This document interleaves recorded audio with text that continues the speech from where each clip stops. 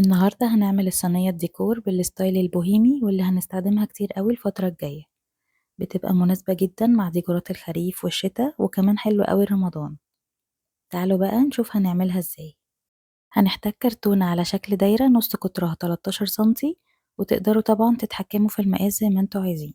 وهنحتاج خافض لسان عشان نغطي بيه الكرتونة. هقص بس الجزء اللي تحت ده عشان لما اجي اثبتهم جنب بعض، وبعدين هبدأ كده من النص احط اتنين قدام بعض بالشكل ده. هكمل الناحية دي بنفس الترتيب، وهنخلي فيه جزء كده زيادة خارج لبره عشان اتأكد ان الكرتونة كلها متغطية. الزيادات دي كلها طبعا هتتشال في الاخر.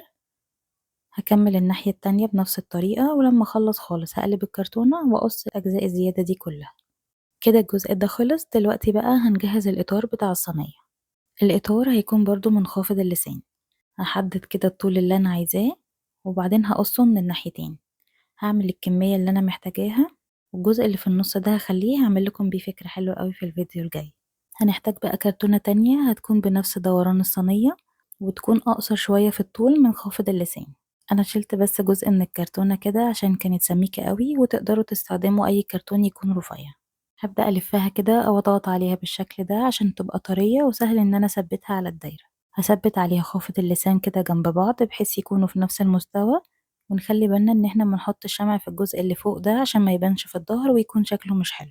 هنخلصها كلها وبعدين نشيل بقى اي شمع زيادة، وبعدين ممكن احط كده خيط خيش على بداية الكرتونة. انا حطيت كده 3 صفوف فوق بعض. هنبدأ بقى دلوقتي نثبت الاطار ده على الصينية. هحط شمع كده واثبت جزء جزء لحد الاخر. دلوقتي اقدر ازينها بقى باي حاجة كده بنفس الستايل الخيش ده. انا استخدمت حبل خيش وهثبته على الصينية من تحت كده عشان يغطي الفواصل، وبعدين حطيت كمان من فوق. وبس كده خلصت.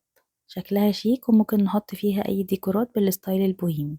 انا عملت الازازة دي معاكم قبل كده في فيديو، هسيب لكم اللينك بتاعه في الديسكريبشن.